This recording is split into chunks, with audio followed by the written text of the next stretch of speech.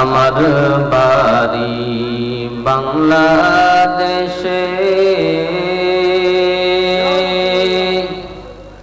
আমার নবীজি থাকেন মদিনায়, আমি থাকি বাংলাদেশে। আমার নবীজি থাকেন মদিনায়, দয়া করে দয়ার মওলা পৌঁছায়া দাও না মদিনায়। আল্লাহুম্মা সাল্লি আলা সাইয়্যিদিনা মাওলানা মুহাম্মদ ওয়া আলা আলি সাইয়্যিদিনা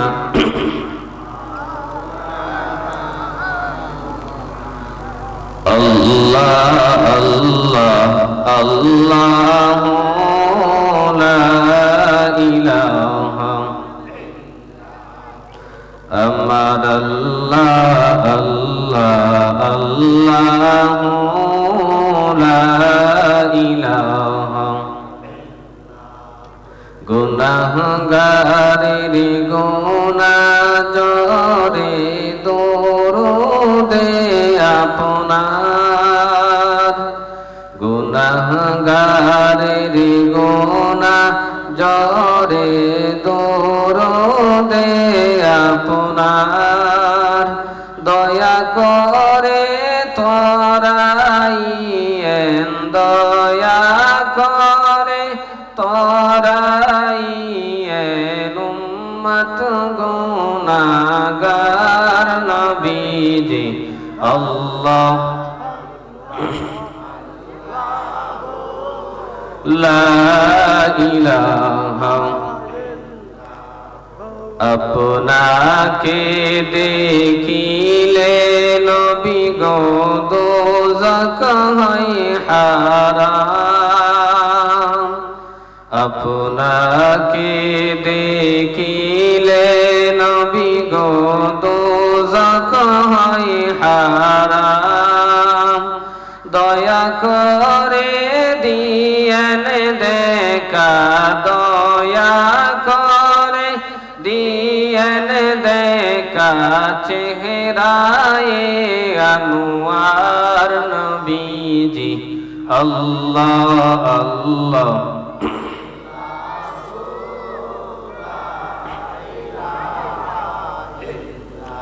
মৌতের তুফান আসবে যেদিন নবী গো আমার, মৌতের তুফান আসবে যেদিন নবী গো আমার, দয়া করে দিয়েন দেখা, দয়া করে দিয়েন দেখা চেহারায়ে আনোয়ার নবীজি।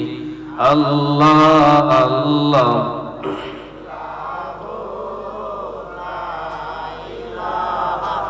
ইল্লাহু লা ইলাহা ইল্লাল্লাহু মুহাম্মাদুর রাসূলুল্লাহ। সকলে জবান খুলে পড়ি সাল্লাল্লাহু আলাইহি ওয়াসাল্লাম। আলহামদুলিল্লাহ, আল্লাহ পাক রব্বুল আলামিনের লাখ কোটি শুকরিয়া যে আল্লাহ পাক রব্বুল আলামিন আমাদেরকে অত্যন্ত দয়া করে মায়া করে দুনিয়ার সমস্ত ফিতনা ফাসাদ থেকে ফারেক করে সুস্থ শরীরে আল্লাহর ঘর আল্লাহ তাআলার এক দ্বীনি মজলিস, যে জায়গার মধ্যে আল্লাহ এবং আল্লাহর রাসূলের আলোচনা হয়, সেই মজলিসের মধ্যে আসার বসার দ্বীনি আলোচনা শোনার তৌফিক দান করেছেন। তাই জন্য সকলে অন্তরন্তস্থল থেকে শুকরিয়া দান বলি আলহামদুলিল্লাহ।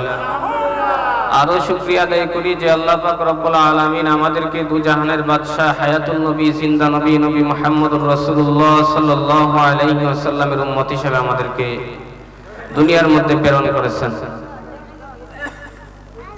আমি যে আয়াতে কারিমা তেলাওয়াত করেছি আপনাদের সামনে,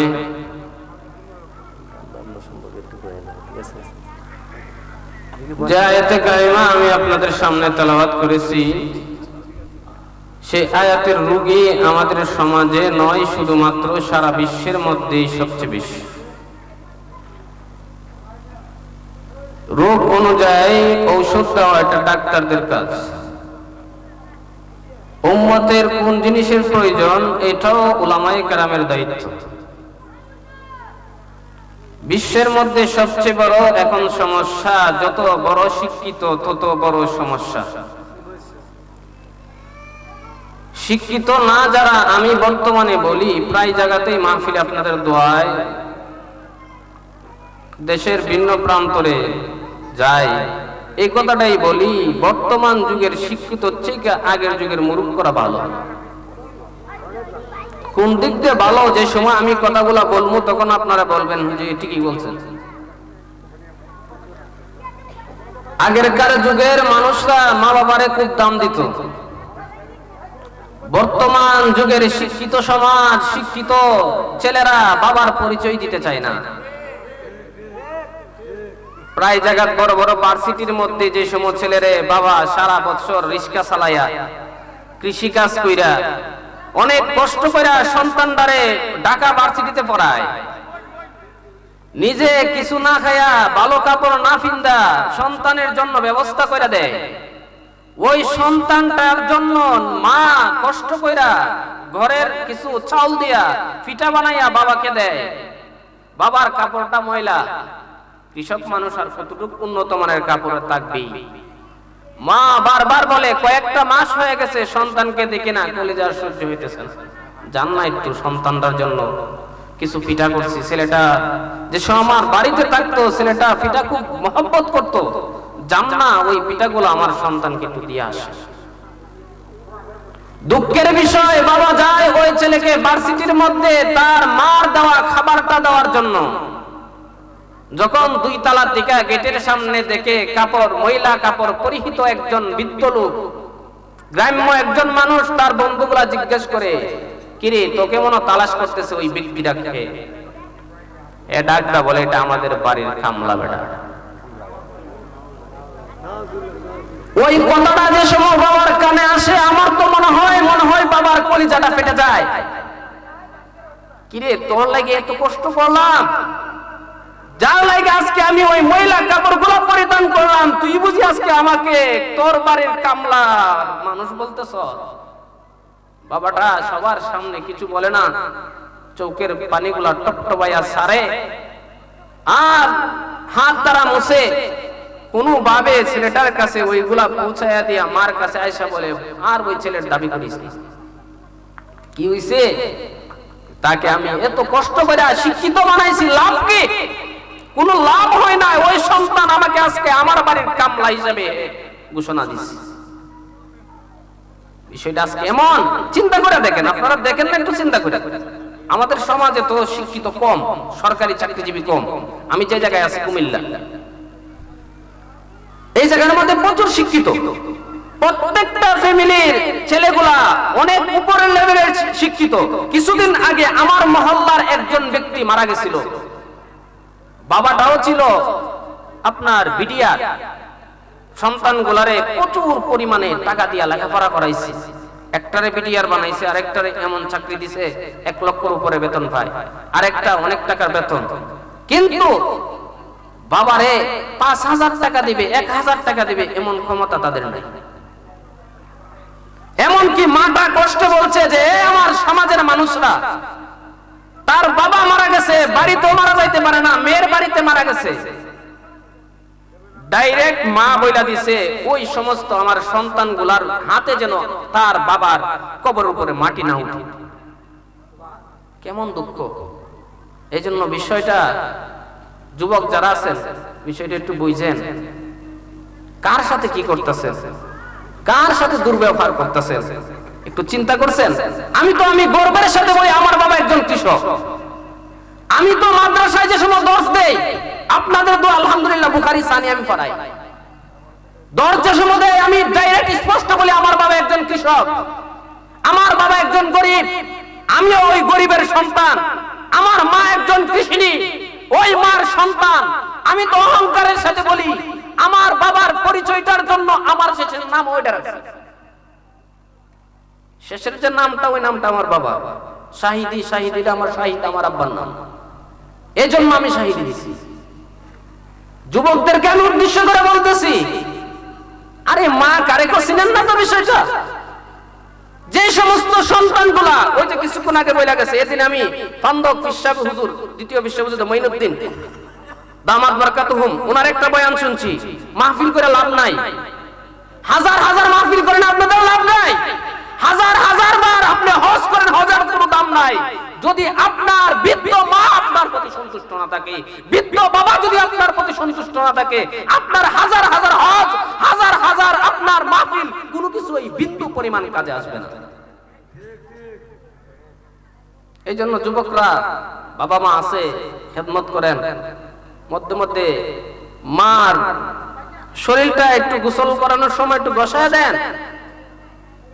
আরে আজকে আমি ওই জায়গায় আসছি, সর্বপ্রথম দোয়া আমার বাবা এবং দাদির, বর্তমানে আমার মার, তারপরে বলি যে আমার মহল্লাবাসীর মহব্বত এবং দোয়া। এছাড়া যোগ্যতা বলতে আমি কোনো কিছু বুঝি না।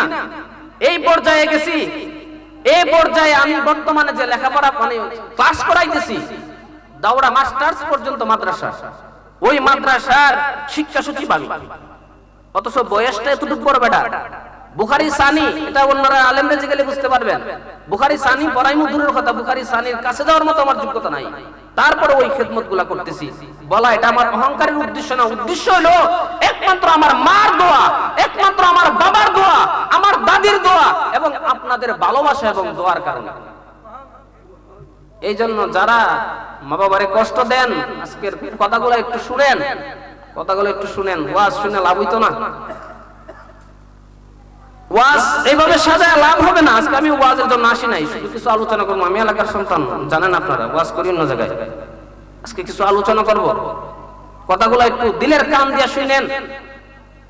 মনে মনে অনেক সময় আমরা ভাবি ওই সমস্ত শিক্ষিত সমাজ যারা ডাক্তারি অর্জন করছে, ইঞ্জিনিয়ার অর্জন করছে, বড় বড় উচ্চ পর্যায়ের লেখাপড়া করে তারা উচ্চ পর্যায়ের চাকরি করতেছে, তারা অনেক সময় বলে পুরাপুরি খাওয়াই আমার টাকা নষ্ট হইতেছে। নাউজুবিল্লাহ কইতেন না? অথচ আমাদের আগের মুরব্বীরা যারা লেখাপড়া ছিল না তারা ভালো ছিল, যারা মা বাবার পায়খানা পরিষ্কার করতো না। অনেক মূর্খ সন্তান আছে না যারা মা বাবার কি করে পায়খানা পরিষ্কার করছে না, তো ওই সমস্ত শিক্ষিত চিকে ওইগুলা ভালো না। বর্তমানে আগে তো আপনার এই যে বৃদ্ধাশ্রম ছিল না, বর্তমানে বৃদ্ধাশ্রমে গিয়া তথ্য নিয়ে দেখেন প্রত্যেকটা শিক্ষিতর মা বাবা, প্রত্যেকটা শিক্ষিত সন্তানের মা বাবা ওই বৃদ্ধাশ্রমের মধ্যে। কোন অশিক্ষিত মূর্খ এমন মানুষ, সাধারণ মানুষের মা বাবা বৃদ্ধাশ্রমে নাই। কষ্ট হোক কাছে রাখে। এই জন্য বর্তমান যুবক একটু বিষয়গুলা বুঝেন। দোয়া নিতেন কার কাছে? আমি প্রায় সময় বলি আমি হুজুরের দাওয়াত দিয়ে লাভ কি, আমি তো এমনি মুরুখ খাই।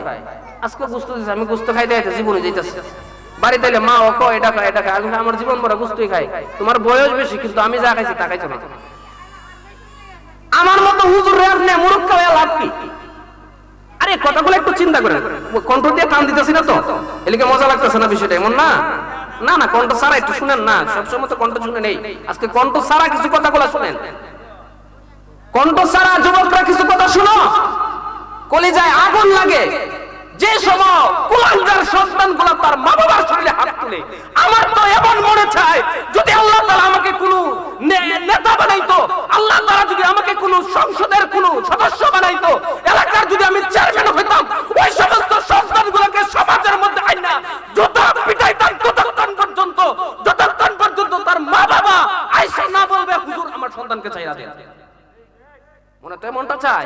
আমার চোখের সামনে দেখছি অনেক কুলাঙ্গার শয়তান তার মা বাবার শরীরে হাত তুলছে, আমি নিজের চোখে দেখছি।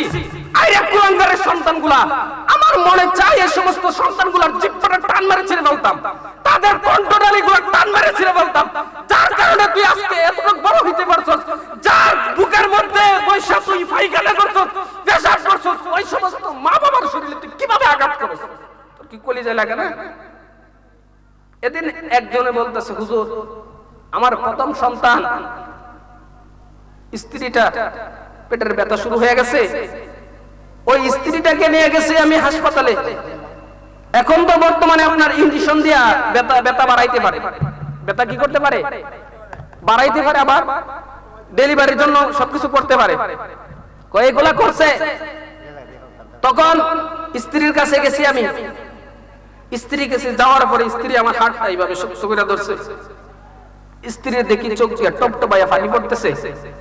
আর স্ত্রীটা বলতেছে, স্বামী এমন ব্যথা আমার জীবনও হয় নাই। এটা কি ধরনের ব্যথা, মনে হয় আমি আর দুনিয়ার মধ্যে থাকবো না। তখন আমি হাও মাও করে কান্দা দিচ্ছি। তখন আমাকে নার্স গুলা জিজ্ঞেস করতেছে, আরে বুকা ছেলে আপনি কাঁদতেছেন কেন? স্ত্রীর জন্য এত মায়া বুঝি করে না?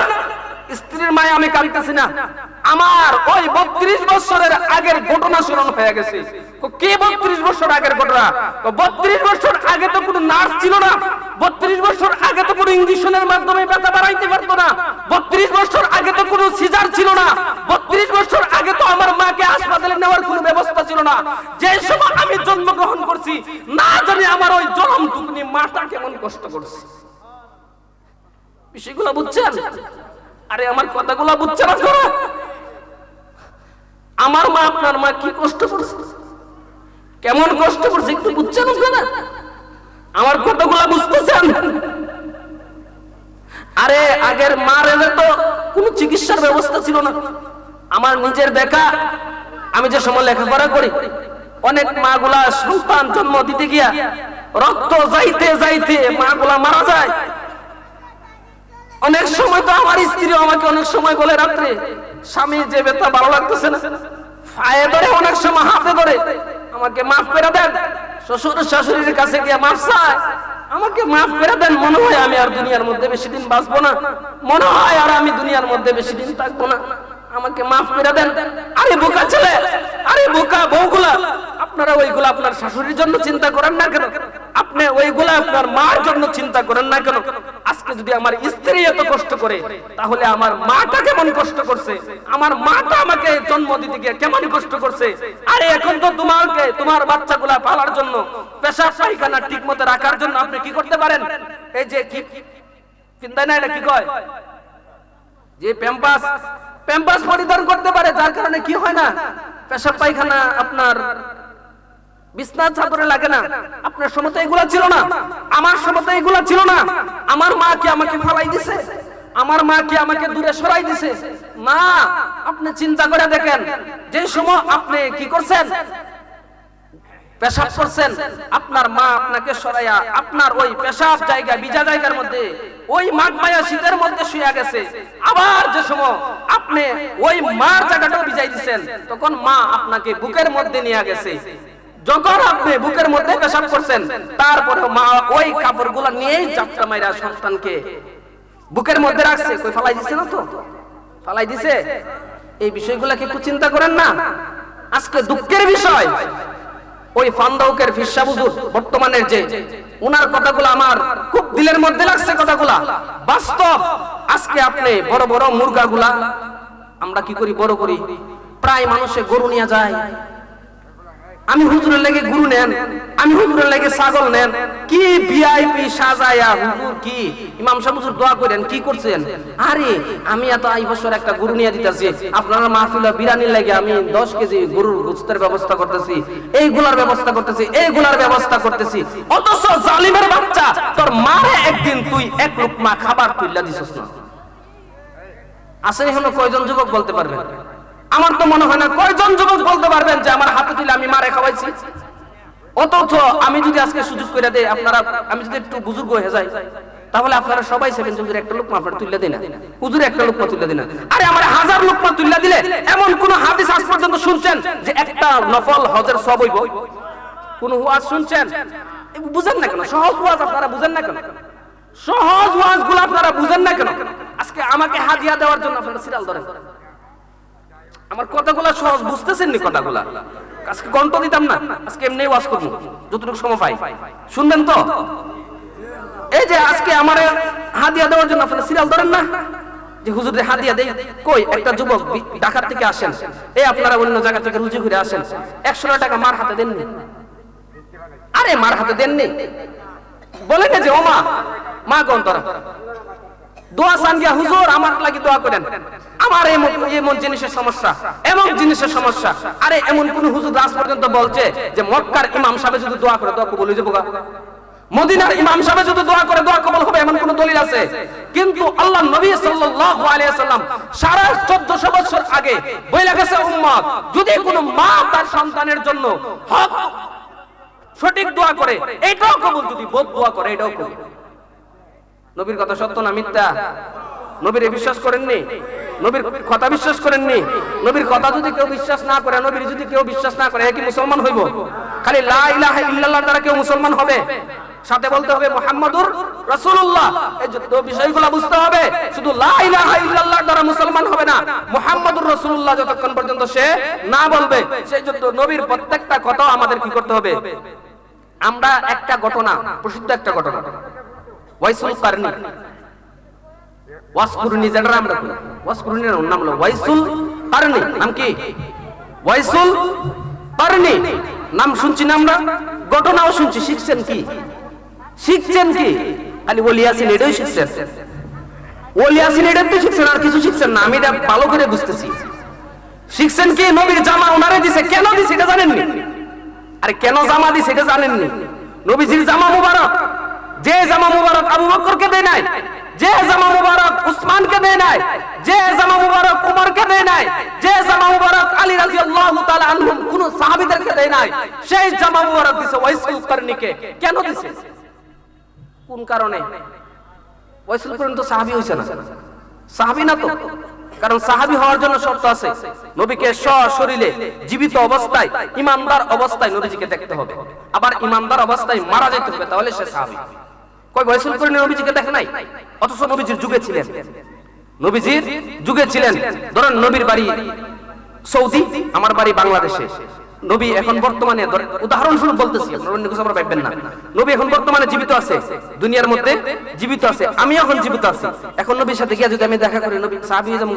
ওই সুযোগটা থাকা সত্ত্বেও ওয়াইসুল কারনি নবীর কাছে চিঠি পাঠাইছে, ইয়া রাসূলুল্লাহ আমার মা অসুস্থ, আমি চাই আপনার সাথে দেখা করতে। তখন রাসূল সাল্লাল্লাহু আলাইহি সাল্লাম বলেন, না আমার সাথে দেখা করার কোনো প্রয়োজন নাই, আমার সাথে দেখা করতে হবে না, যাও তুমি তোমার মার খেদমতে থাকো, যতক্ষণ পর্যন্ত তোমার মা আছে ততক্ষণ পর্যন্ত তোমার মার কাছে থাকবে, আমার কাছে আসতে হবে না। এটাতে কি বুঝছেন?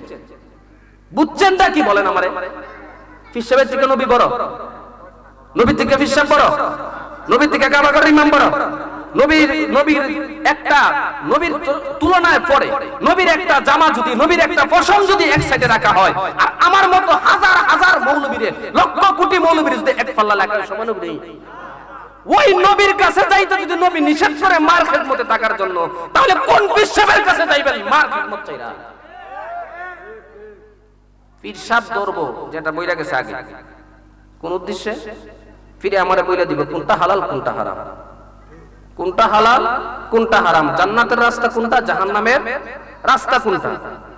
মুর্শিদ শব্দটা হলো আল ইরশাদু, মস্তর থেকে আরশাদা ইরশাদু ইরশাদান, বাবে ফাল থেকে মুর্শিদুন ইসমে ফাইলের সিগা, অর্থ হইলো গিয়া যে কি করে রাস্তা দেখায়। মুর্শিদ অর্থ কি? রাস্তা দেখায়। কি রাস্তা দেখাইবো? জান্নাতের রাস্তা। কি রাস্তা দেখাইবো? জান্নাতের রাস্তা, সিরাতে মুস্তাকিমের রাস্তা, যেটা নবীর পথ, যেটা সাহাবায়ে কেরামের পথ, যেটা আউলিয়ায়ে কেরামের পথ, সেই পথ তারা দেখাই দিবে। এটা হলো কি মুর্শিদের কাজ। কিন্তু যতই মুর্শিদ ধরেন, যা কিছুই করেন, নবীর আর যদি কোনো মার খেদমত না করেন, মা যদি অসন্তুষ্ট থাকে, এর দ্বারা আপনার দুনিয়াও বরবাদ, পরকালও বরবাদ। এমনকি নবীর সাহাবী, প্রসিদ্ধ একজন সাহাবী যার নাম ছিলেন আলকামা, যার নাম কি? আলকামা। দুনিয়ার অবস্থাটা আমি বলতেছি, পরে পরকালেও সে জান্নাতে যাবে। দুনিয়ার অবস্থাটা আমি বলি, পরকালের অবস্থাটা বলবো ইনশাআল্লাহ। নবীর সাহাবী আলকামা রাদিয়াল্লাহু তাআলা আনহু মৃত্যুর শয্যায় শায়িত অবস্থায়, ওই সময় আলকামার কাছে গিয়ে বলতেছে, আলকামা, ও আলকামা, বলো লা ইলাহা ইল্লাল্লাহু মুহাম্মাদুর রাসূলুল্লাহ। যে কালিমার তালকিন দেয় মানুষ যে সময় মৃত্যুর শয্যায় শহীদ হয়ে যায়, তখন আমরা মানুষের কানে কানে গিয়ে বলি না, আরে তালকিন, তালকিনের ক্ষেত্রে এখানে একটা মাসালা আছে। অনেক সময় আমরা বলি যে কও কও কও লা ইলাহা ইল্লাল্লাহ মুহাম্মাদুর রাসূলুল্লাহ, লা ইলাহা ইল্লাল্লাহ মুহাম্মাদুর রাসূলুল্লাহ, আশহাদু আল্লা ইলাহা ইল্লাল্লাহ ওয়া আশহাদু আন্না মুহাম্মাদান আবদুহু ওয়া রাসূলুহু। আমরা অনেক সময় এটা করি না? তবে এইটা করবেন না, বলেন বলেন বলেন বলেন বলেন, না বইলা শুধু খালি বলবেন যে লা ইলাহা ইল্লাল্লাহ মুহাম্মাদুর রাসূলুল্লাহ, আশহাদু আল্লা ইলাহা ইল্লাল্লাহ ওয়া আশহাদু আন্না মুহাম্মাদান আবদুহু ওয়া রাসূলুহু। এই তালকিন দিবেন। এই সময় বলা যাবে না তুমি বলো বলো বলো, কারণ সে সবচেয়ে এই সময় কষ্টের একটা সময়। ওই কষ্টের সময় সে যদি বিরক্ত হয়ে বলে না বলবো না, কাফের হয়ে যাবে। যদি বলে যে না বলবো না, তাহলে কি যাবো, কাফের হয়ে যাবে। সে ঈমান হারা অবস্থায় দুনিয়া ছেড়ে চলে যাবে। সেই জন্য বলো বলো এই কথা বললেন না, না বইলা শুধু খালি তার কানের সামনে বলবেন লা ইলাহা ইল্লাল্লাহ মুহাম্মাদুর রাসূলুল্লাহ, আশহাদু আল্লা ইলাহা ইল্লাল্লাহ ওয়া আশহাদু আন্না মুহাম্মাদার রাসূলুল্লাহ। ঠিক তো দুরূপভাবে আলকামার কানের কাছে গিয়ে বলতেছে, আলকামা ও আলকামা, আশহাদু আল্লা ইলাহা ইল্লাল্লাহ ওয়া আশহাদু আন্না মুহাম্মাদান আবদুহু ওয়া রাসূলুহু। কিন্তু আলকামার জবান দিয়া ওই কালিমা বাহির হইতেছে না। অথচ আলকামা হইল একজন নবীজির জলিলুল কদর সাহাবী, জলিলুল কদর সাহাবী। আলকামার জবান দিয়া কালিমা বাহির হইতেছে না। এমনি সাহাবীরা চইলা গেছে রাহমাতুল লিল আলামিনের কাছে, গিয়ে বলতেছে ও আল্লাহর হাবিব, আপনার সাহাবী আলকামার জবান দিয়া তো কালিমা বাহির হইতেছে না। এমনি রাহমাতুল লিল আলামিন দৌড়িয়া চলে আসছে আলকামার কাছে, গিয়ে বলতেছে আলকামারে, ও আলকামা পড়ুন লা ইলাহা ইল্লাল্লাহ মুহাম্মাদুর রাসূলুল্লাহ। দেখা যায় না না, আলকামার জবান দিয়া তারপরেও কালিমা বাহির হইতেছে না। এমনি সাহাবীদেরকে ডাক দা বলতেছে, ও সাহাবীরা কে কোথায় আছো? আলকামার আত্মীয় স্বজন কি কেউ দুনিয়ার মধ্যে বাঁচে আসেনি? এমনি বলে হ্যাঁ, না না, দুনিয়ায় আলকামার আত্মীয় স্বজন বলতে কেউ নাই, শুধুমাত্র তার মা দুনিয়ার মধ্যে বেঁচে আছে। এমনি বলতেছে যাও তাড়াতাড়ি আলকামার মাকে ডাক দাও। বলতেছে আলকামার মা তো এই কানের মধ্যে নাই, তো কোথায় আছে? আরেক জায়গার মধ্যে থাকে। এমনি বলতেছে বেলাল যাও আলকামাকে নিয়ে আসো। আলকামাকে নিয়ে আসার পরে রহমত আলকামার মাকে নিয়ে আসো। আলকামার মাকে আনা হইল। এমনি আলকামার মাকে বলতেছে, ও আলকামার মা, তোমার আলকামার দেখছো কি অবস্থা, তাড়াতাড়ি তোমার আলকামারে তুমি মাফ করে দাও। এমনি আলকামার মার চোখের পানি টপ টপ টপ টপ করে ঝরতেছে আর বলতেছে, ও আল্লাহর হাবিব, আপনার সাহাবী আলকামাকে আমি মাফ করতে পারবো না। না না, এটা মাফ করা যাবে না। কেন গো, তোমার সন্তান তোমার সাথে কি করেছে? ওগো আলকামার নবী, আলকামার বাবা একেবারে ছোট রাইকা, আলকামাকে ছোট রাইকা আলকামার বাবা মারা যায়। ওই সময় আমি টকবগে যুবতী ছিলাম, ইচ্ছা করলে পারতাম দ্বিতীয় আরেকটা স্বামী গ্রহণ করতাম। না না, আমার সন্তানের চেহারার দিকে তাকাইয়া আমি দ্বিতীয় স্বামী গ্রহণ করি নাই। সেই জন্য আলকামাকে আমি অনেক বড় করেছি। উপযুক্ত হওয়ার পরে আলকামাকে আমি সুন্দর দেইকা একটা বিবাহ করাই। কিন্তু দুঃখের বিষয়, আলকামা তার স্ত্রীর কথা শুনা আমার উপরে এসে আঘাত করেছে, আমাকে খুব গাল মন্দ করেছে। সেই জন্য আমি আলকামাকে ছেড়ে চলে গেছি। এমনি রাহমাতুল লিল আলামিন বলতেছি, সাহাবীরা রে, তাড়াতাড়ি লাকড়ির ব্যবস্থা করো, ওই লাকড়ির মধ্যে আগুন ধরায়া দাও, আলকামাকে ওই আগুনের মধ্যে নিক্ষেপ করে দাও। আলকামাকে আগুনের মধ্যে নিক্ষেপ করবে। ওই সময় আলকামার মা বলে, ইয়া রাসূলুল্লাহ, ইয়া হাবিবাল্লাহ, ও আল্লাহর হাবিব, না না, আমি আলকামার মা জীবিত থাকবো, আর এই অবস্থায় আমার চোখের সামনে আমার সন্তান আগুনের মধ্যে জ্বলবে, এইটা হইতে পারে না। এমনি রাহমাতুল লিল আলামিন ডাকতে বলে, আলকামার মা, তোমার সন্তান যদি, তোমার সন্তানকে যদি তুমি মাফ না করো, তোমার সন্তান সাহাবী হইছে তো কি হইছে, সমস্যা নাই, সুজা জাহান্নামের মধ্যে মৃত্যুর পরে চইলা যাইবে। শুধু তা নয়, রাহমাতুল লিল আলামিন ওই কথা বলার পরে আলকামার মা বলে, ইয়া রাসূলুল্লাহ, ইয়া হাবিবাল্লাহ, ও আল্লাহর হাবিব, আমার সন্তানকে আমি মাফ করে দিলাম। এই কথা বলতে দেরি আলকামার জবান দিয়ে শুরু হয়ে গেছে, আশহাদু আল্লা ইলাহা ইল্লাল্লাহ ওয়া আশহাদু আন্না মুহাম্মাদান আবদুহু ওয়া রাসূলুহু। শুধু তা নয়, রাহমাতুল লিল আলামিন মসজিদে একবার জান্নাতুল বাকির, একবার মদিনার এক কবরের পাশে দিয়ে যাইতেছে। রহমাতুল লিল আলামিন, আপনার আমার মতো চোখ ছিল না। রহমাতুল লিল আলামিনকে আল্লাহ তাআলা কিছু কিছু জিনিস কবরের আযাবও দেখাইতো। রহমাতুল লিল আলামিন এমনি দেখতে পায় কবরের মধ্যে আযাব চলতেছে, কবরের মধ্যে আযাব হইতেছে। রহমাতুল লিল আলামিন কবরের পাশে গিয়ে বলতেছে, কুম বিইজনিল্লাহ, আল্লাহর হুকুমে দাঁড়াইয়া যাও।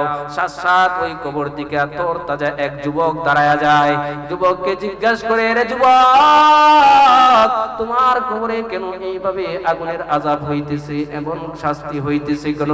যুবক ডাকটা বলে, ইয়া রাসূলুল্লাহ, ইয়া হাবিবাল্লাহ, ও আল্লাহর হাবিব, আপনি একটু আমার পক্ষ থেকে আমার মার কাছে সুপারিশ করেন না। আমার মা যদি আমাকে মাফ না দেয়, সারা জীবন আমি কবরের মধ্যে এইভাবে আগুনে জ্বলতে হইব। এমনি জিজ্ঞাসা করা হয় ওই কবরের আত্মীয় স্বজন কে আছে। জিজ্ঞাসা তালাশ করে দেখা যায় তার শুধুমাত্র স্ত্রী আছে। স্ত্রীকে জিজ্ঞাসা করা হয় তার কোন আত্মীয় দুনিয়ার মধ্যে বেঁচে আসেনি? হ্যাঁ, তার বৃদ্ধ মা আছে। কোথায় থাকে? ওই পাশের ঘরে থাকে। মাকে ডাক দেওয়া হয়েছে, ও মা, আপনার সন্তানটা কবরের মধ্যে খুব শাস্তির মধ্যে আছে, অতি তাড়াতাড়ি আপনার সন্তানকে মাফ করে দেন, না হয় আপনার সন্তানটা কবরের জাহান্নামের আগুনের মধ্যে জ্বলতেই থাকবে, কবরের আযাব শাস্তি ভোগ করতেই থাকবে। এমনি মা বলে, না না না, আমি আমার সন্তানকে মাফ করতে পারবো না, কারণ ওই সন্তানটারে অনেক কষ্ট করে লালন পালন করছি, আর আমি আল্লাহ তাআলার কাছে দোয়া করেছি, এ রব্বি করিম, ওই সন্তানকে দুনিয়ার মধ্যে কোনো শাস্তি দিও না, দুনিয়ার মধ্যে কোনো আযাব দিও না, কারণ যদি দুনিয়ার মধ্যে আযাব দাও, কষ্ট দাও, তাহলে আমার মা, আমি মা হইয়া সন্তানের কষ্টটা সহ্য করতে পারবো না। যতই অন্যায় করুক না কেন, সন্তানের কষ্ট আমি সহ্য করতে পারবো না। সেই জন্য আমি রব্বে কারীমের নিকট দোয়া করেছি, এ রব্বে কারীম, আমার সন্তানকে দুনিয়ার মধ্যে কোনো শাস্তি দিও না, মৃত্যুর পরে তুমি তাকে ছাইরো না, মৃত্যুর পরে তাকে তুমি শাস্তি দিও। সেই জন্য মনে হয় আল্লাহ তাআলা আমার দোয়াটা কবুল করেছে। এমনি বলতেছে, ও মা, তোমার সন্তান খুবই কষ্টের মধ্যে আছে, খুবই কষ্টের মধ্যে আছে, আপনি অতি তাড়াতাড়ি আপনার সন্তানটাকে মাফ করে দেন না। মা বলে, না না, মাফ করা যাবে না।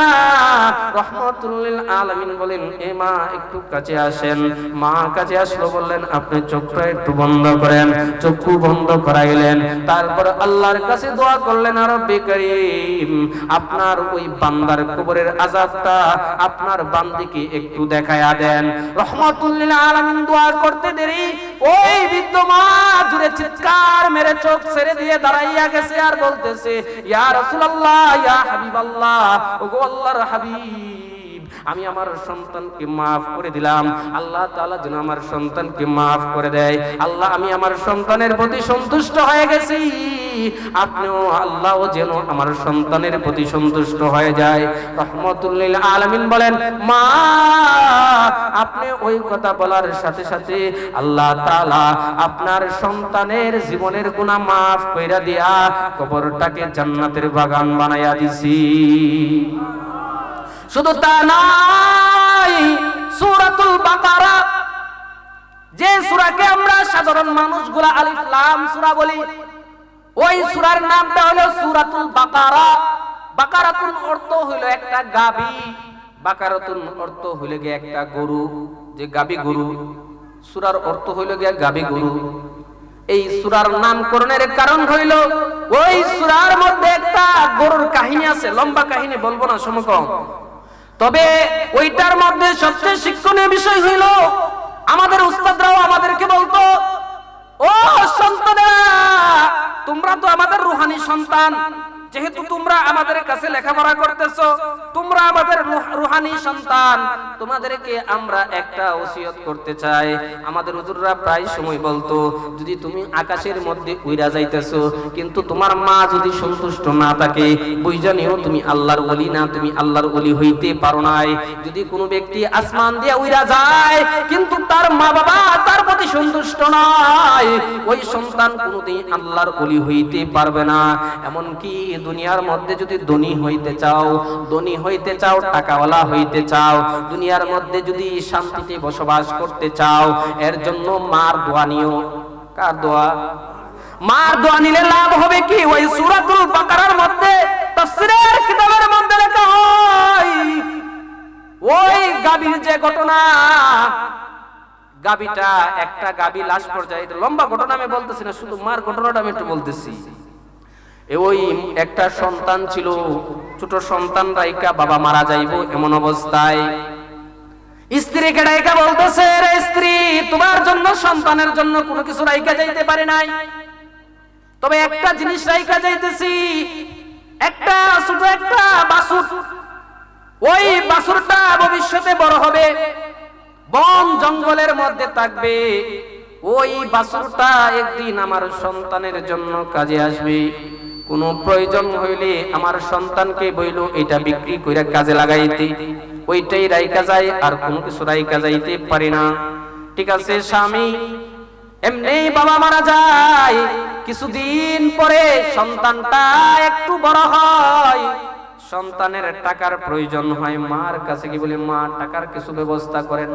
মা বলে, বাবা রে, তোর বাবা তো আমার জন্য কোনো স্বর্ণা গহনা কোনো কিছু রাইকা যায় নাই, বিশাল জমিও রাইকা যায় নাই, তবে একটা গরু রাইকা গেছি, বাবা যায় ওই গরুটা বিক্রি কইরা তোর প্রয়োজন তুই মিটাইয়া নে।